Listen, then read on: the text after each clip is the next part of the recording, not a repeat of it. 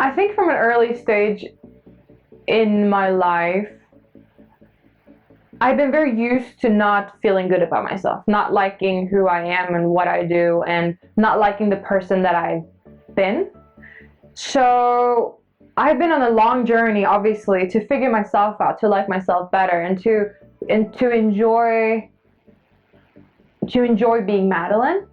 So I figured out quite quickly that when I do things like this, do things like talk to people, when it makes me feel really good about myself. It makes me feel valuable. It makes me feel like I'm a good person. It builds on all those things that I like about myself. It builds on all my values that I really believe in. So, because I think it's easy in my job, it's very easy to get sidetracked. It's easy to start focusing too much on your game, too much focusing on practice and travel and all these things, and it's really easy to lose perspective and lose the thing of, why am I actually doing this?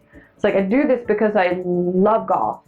I do this because I challenge myself. I do this because I want to be the best version of myself. I always want to grow and get better.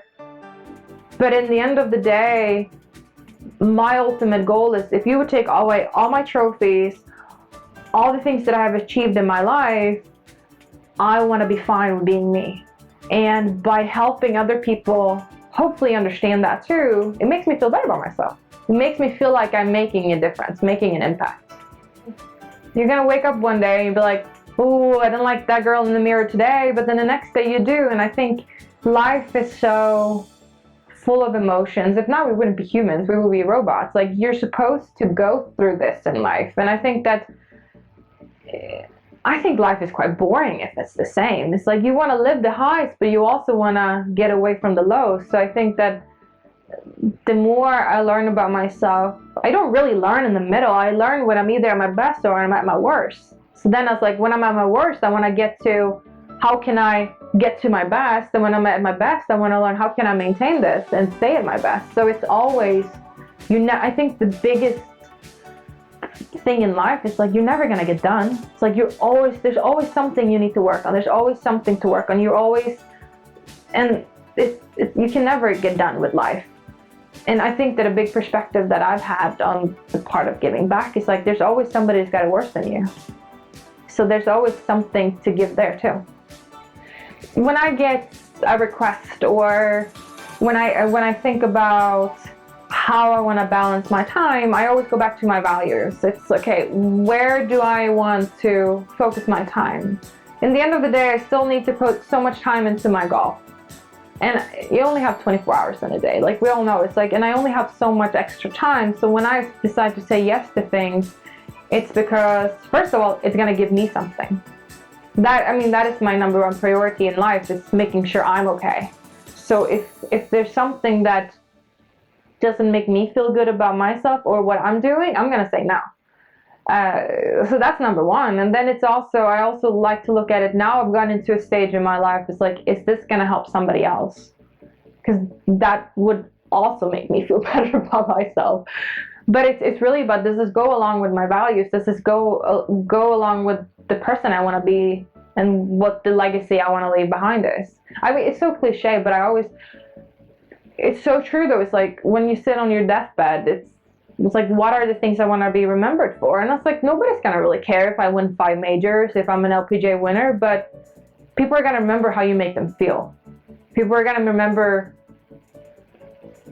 those things. And I think I'm those are the things that I'm focusing on more and more now, where I'm at.